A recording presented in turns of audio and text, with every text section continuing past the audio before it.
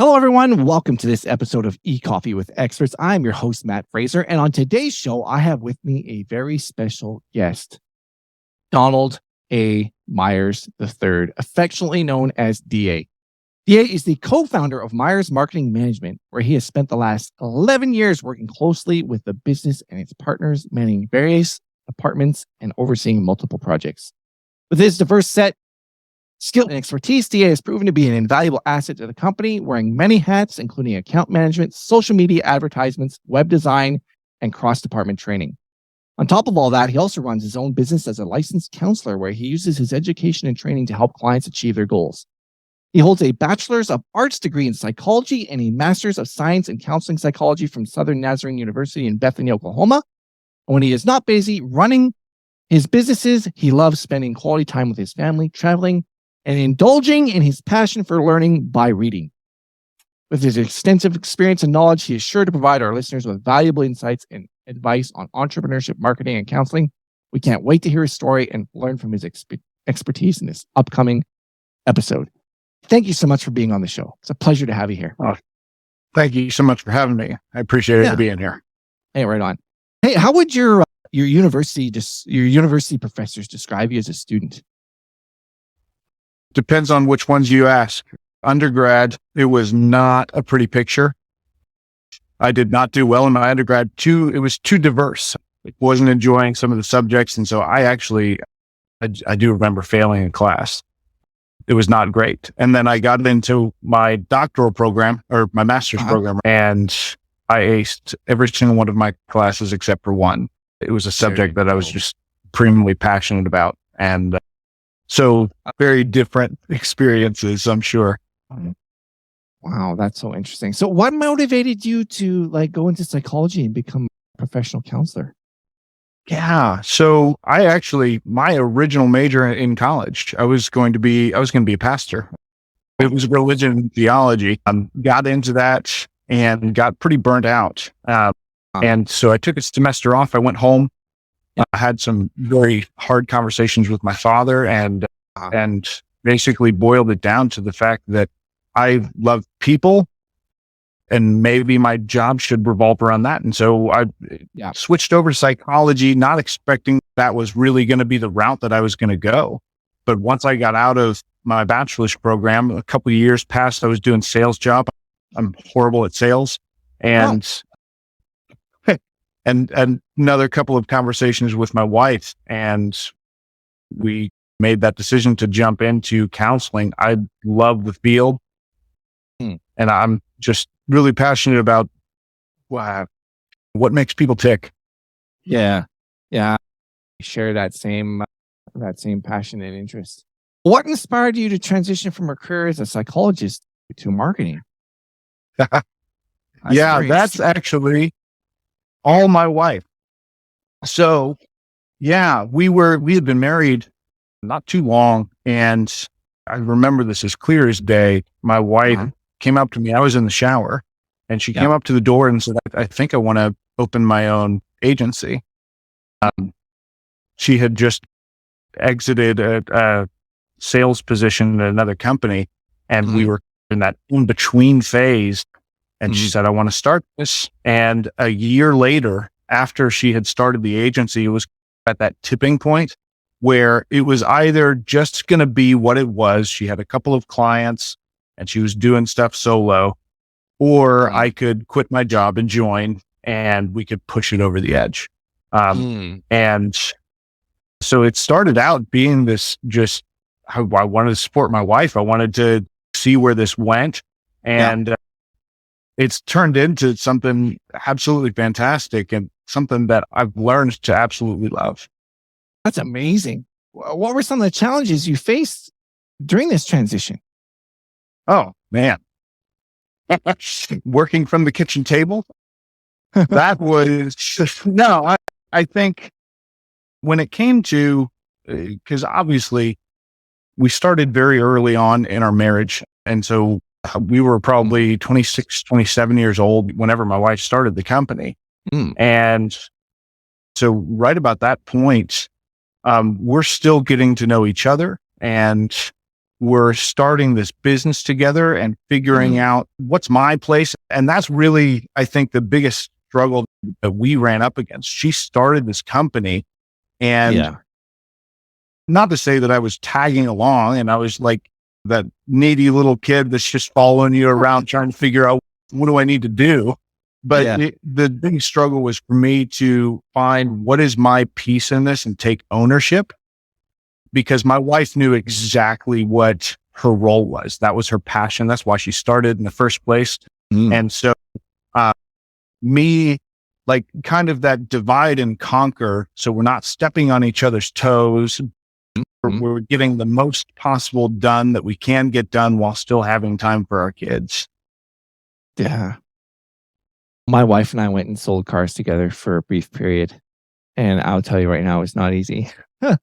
We would have been good at it, but there was challenges that we had in regards to, she had never sold before and she hates sales. But she thought she'd give it a try. And I think she underestimates herself.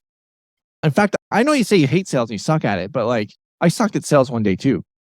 And Tom Hopkins at one time in his book, How to Master the Art of Selling, and his book, Sales for Dummies, he talks about how he was the worst salesperson ever. And he tells the story, and I won't get into it right now. It's a phenomenal story. and he's become one of the best salespeople in the world. And he was terrible. So I think that people can learn to sell. I think that some people have a better acumen for it than others, but we sell people all the time. Like when you want to convince your wife to go to a certain movie or influence, perhaps, or some other way. It's interesting how people view sales and how most people's view of sales is the sleazy used car salesperson, of which I used to be. Not sleazy, I used to sell cars. And everybody who listens to the podcast knows that. But that's not my view of sales. But anyway, that being said, there's some difficult things that, how did you establish those roles? For instance, I'm not sure if you're familiar with him or not, Michael Gerber. He wrote a book called E-Myth Revisited. And he talked about how when you're going to start a business, you should have the duties and responsibilities of each and every role right before the company is even started. Like the organizational structure and everything that everybody does should be determined. Now that's hard to do. It's before the days of Chat GTP. Now all of those things can be done now. No problem. And trust me, I've done it. But we won't go there right now. But the point I'm trying to make is that, how did you decide this is your area of responsibility of you're responsible for, and this is my area of responsibility for what I'm responsible for. How did you determine that? Because I imagine there would be fights and arguments that would happen, just like the for instance, when I was at the car dealership doing marketing, I was the marketing director, and the damn salespeople and sales managers were always trying to stick their nose in my business, which wasn't their area of responsibility or expertise, if you will. So even without being married, those things can't occur. So I'm just trying to say, how did you guys navigate that difficulty in the business? Especially in the beginning, are you familiar with Jordan Peterson? Rule number 4, I think it is. It's something to the effect of, opportunity is where responsibility is laid down, or something along those lines. And basically what happened is that I would sit back and I would watch my wife, watch what she would do. She would be out on a sales call, and then she'd come back to the house and be writing up the follow-up emails and doing all of this stuff. And what I was trying to look at was, where are the gaps? Where are the things that aren't being picked up? What are the things that aren't being done or are being done, but are keeping her from doing what she needs to do and what she's phenomenal at, which is sales and account management and long-term strategy. And so once you see those things where you can pick up that responsibility, it becomes that opportunity for yourself. And you're really trying to just make sure that this is the thing that I know that I can do, or I can learn to do, rather. Because all of this, like you said, my background is in psychology. I was not formally trained on building websites or social media marketing or anything like that. Everything, I got the Google education, and so everything that we've done up to this point has just been, there's a need, there's an opportunity, there's a space. Let's go ahead and just fill that. Okay. Here, this brings me to my next question. As far as this is amazing because I'm not sure if you're familiar with Dan Kennedy or not. Dan Kennedy. Yeah, direct response marketing. It's all about psychology. Direct response marketing, and as far as I'm concerned, marketing is all about psychology. People don't get that, but it is. So I want to know, how has your experience in psychology and counseling helped you in your role as a marketing consultant and agency co-founder? Particularly when it comes to working with clients and building strong relationships, as well as any other areas you want to speak to. Yeah, I think every single day, every single interaction that I have is viewed through that lens of therapist. Even though we try as both as business people, as therapists, we try to shut off and have boundaries around, oh, this is work and this is personal. Hard to do. I disagree that we shouldn't want to do that in some ways, shapes, and forms. That your experience as a car salesman, that influences the way that we speak to other people. And we try to say, oh my goodness, I don't want to bring that home. But the fact is that we learn how to talk to people. We learn how to be with other people. Why wouldn't we want to bring that over? Yeah. Bring over the good and leave the stresses, bad parts. But anyways, so what I would say is that obviously when it comes to personas, when it comes to the mindset that people are in, that has helped a tremendous amount. But really, the biggest part that I can see the influence of my counseling work is in account relations. Anytime that you find yourself face to face with another business owner, so particularly if this other business owner is something that you're doing some like a project for, significant work, it's going to, you have to know what kind of state of mind are they in? What are the things that I can say that are going to ease their mind? What are the things that I'm going to say that are going to challenge them? It's all this, it's a dance. And if you dance well, you can really get far. And so I feel like, and obviously it branches out into employee relations. So what happens when you have someone come in and they're just having a bad day? Do you send them home? Do you try to have them push through, or you bring them aside and talk to them? All of these are valid options, but it depends on what state of mind that they're in. What have they gone through in the last 2 months? What have they gone through in their entire life? All of these questions are questions that I try to ask myself because of that counseling background. I think it influences every aspect of what I do. Wow, that's unbelievable. And there's so many, it's amazing how those skills are transferable. I'm not sure if you're familiar with Kyle Roof or not, but he's a lawyer turned agency owner. And he told me he would rather chew glass than be a lawyer again, practice law. And he's become very successful. But the skills were transferable because he's an SEO guy, and the critical analysis of data and all of those things. And language and being a lawyer, that's everything. And he started a law marketing firm. Perfect thing for a guy who doesn't want to be a lawyer. Let's offer marketing services to lawyers, because I'm one of them. He knows the industry inside and out. Exactly. So the point I was trying to make in that is you have transferable skills that may obviously have helped you in regards to all of those things that you said. I don't think it hurts for anybody to take at least some kind of psychology in order to, or training to be able to just understand people better and navigate relationships better in that regard. So, no, I think it goes both ways, because being in marketing, you look at how that's affected my practice as a counselor. That's undeniable.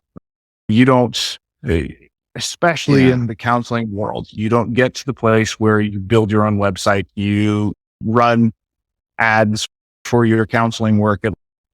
that's not something that you do as a counselor. You hire someone else to do that once you get big enough. And if you can't get big enough, you never get to that point. And that's something from day one that I've been able to do because of my work in the marketing world. That's awesome. There was a question that I had that I was trying to hold on to. Oh, what is your favorite aspect of marketing?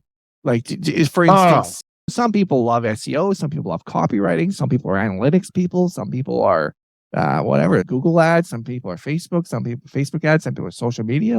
Do you have a favorite aspect of the industry that you really gravitate? I do, but it's not a typical one, if I can say that. And I love problem solving. Problem solving, eh? That's my biggest passion is you bring me a problem, whether it's with PPC or whether it's with a website or whether it's with social media. I love all of those different aspects, but really I love coming up against just a rock hard problem and trying to figure out a way around it, a way through it, under it, however we can maneuver whatever's going on to get to the other side. That's amazing because most people hate problems and they I love them. Run away from problems. Yet, as far as I'm concerned, life is about problems that need to be solved because you're trying to solve a problem in the marketplace. And the bigger the problem, I was watching Kevin O'Leary say this on Shark Tank or whatever it was. The bigger the problem, the more money you stand to make. Like Google solved a huge problem of people not being able to find things on the internet. And they solved a huge problem. Elon Musk disrupted the marketplace and solved a huge problem with the acceleration of EV vehicles. Now I think everybody would know. I don't have any data to back this up, so I just don't want to claim this as gospel, but I don't think the car dealerships were the car manufacturers were very motivated to transition. And I know there's a whole thing behind all of this. Right now, the grid won't even support if everybody got an EV in North America, wouldn't even support it. So, but I don't want to go down there. But I'm just saying that he solved a problem, or the SpaceX. He reinvigorated the NASA program, and that's why he's one of the richest people in the world. If you look at all of the problems in life that he has solved in the world, that's why he's the richest person in the world. It's absolutely amazing problems he is solving, or at least proposing solutions for and coming up with them. But anyway, like you said, problems, that's very interesting. So what approach do you take to problem solving? So typically, whenever we come up against a problem, and this is where a little bit of the counselor side of me is going to come out more than other places. But when we come up against a problem, we have something that we don't have control over. All right. So you're going to get a short spiel, and I'm going to try not to take up too much of the time. But out of every experience in our life, there are 3 different categories that we can classify things into that we experience. So, and we are in control of exactly 1.5 of those. Okay. So behavior, I'm in full control of my behavior. Nobody can make me do whatever I don't want to do. We're in partial control of our thoughts. I can't always control what pops in there, but I can generally control what I hold on to. Yeah. Some of them we have zero control over emotions. Yeah. But our emotions. Did you say we have zero control over our emotions? Zero. None. Wow. Come on. Make yourself jealous real quick. Make yourself in a rage. No, I can't make myself in a rage, but somebody else can. But we can think something, or we can do something that will get us to a point where we can feel something, which is why when we work out in the mornings, I know that I feel better throughout the day. But that's behavior leading emotion. Okay. And so when we come up against the problem, immediately we are going to have, regardless of what it is, we are going to have an emotional reaction. And so typically we're either taken aback or we feel like we're backed into a corner as soon as that problem rears its ugly head. And as the animals that we are, what happens when you back an animal into a corner? They lash out every single time. Yeah. And the only reason that we're able to do something else is because we have this thing called, whether you call it free will, whether you call it the choice to go against our animalistic behaviors, whatever, but Yeah. we can choose to do something other than what our nature tells us to do. Yeah. And so automatically, the first thing that we have to do is we have to recognize what that emotion is. So Okay. let's say, all right, you come up against a problem in your business. Let's say, all right, there's a competitor that has stolen one of your unique pieces. They've copied it. They're not Yeah. even trying to hide it. Yeah. And all of a sudden it's disrupting your world. Yeah. Okay. What's that initial reaction that you have as a business owner? You're just like, number one, I'm probably pretty angry. Yeah. You're probably pretty angry. Yeah. I'm taken aback. I'm feeling vulnerable. Yeah. All of these different things are going on. And if I behave based on the emotion, then I'm not in control of my behavior because I'm not in control of my emotion. Yeah. And so I have to act. I have to do the behavior thing and say, I'm going to acknowledge the emotion, but I'm going to choose a different direction. Wow. And so we have to acknowledge it, because if we just try to ignore the emotions, that's the equivalent of just shaking up a can of Coke. Yeah. Yeah. It's going to eventually explode. It's eventually explode. Yeah. I heard that analogy from a psychologist once. It stuck with me ever since. But anyway. Perfect analogy. Yeah. But we acknowledge those emotions, say, I'm feeling those. I'm most definitely feeling those. Let me take a step to the side and let's just see if I can rationally look at this. They saw that I had something amazing and they're copying that outright. What other ideas can I get? What other ideas can I come up with that they're going to want to steal? And all of a sudden, rather than being backed into a corner, we've pivoted over to the side. Wow. Because now I'm thinking rationally. I'm not thinking emotionally. Wow. There's 1.5 things that we are actually in control of: behavior and thoughts, that truly get us through whatever problem we're going to be going through. Yeah.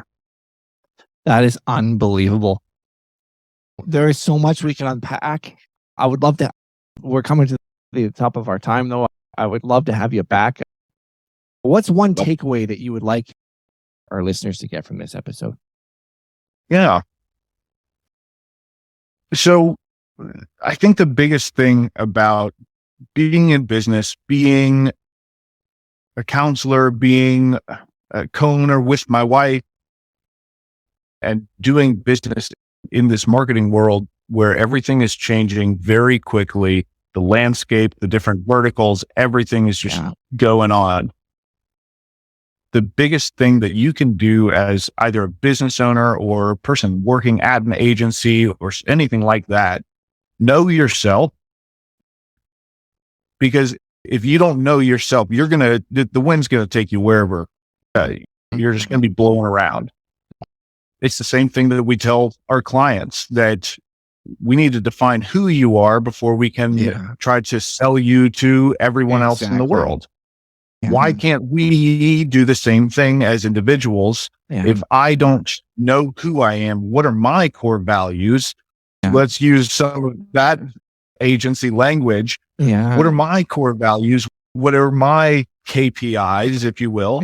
Have that on lockdown, and then whatever comes, whether it's a change in the market, whether it's somebody else trying to take on what you're doing, you're going to be just fine, because you've self-identified you before you've interacted with the rest of the world. Wow. It's so important to do that. And yet so many businesses don't, as I've learned. But I will leave it there. And I would like to invite you back to come for another episode. Where can our audience connect with you online if they choose to do? I personally, it's funny because I am in marketing and advertising. My social media is very sparse. I think the last time I posted on Facebook or Instagram, it's way back there. But Myers Marketing Management is all over the place, which is our business. MyersMM.com. on Facebook, on Instagram, TikTok, all over the place. And you're on LinkedIn as well? Yeah, I am. Okay, sure, great. LinkedIn. Right on. I'll get people. We'll make sure to put that information in the show notes. And again, absolute pleasure to have you here. Thank you so much for being on the show. Thank you. Right on.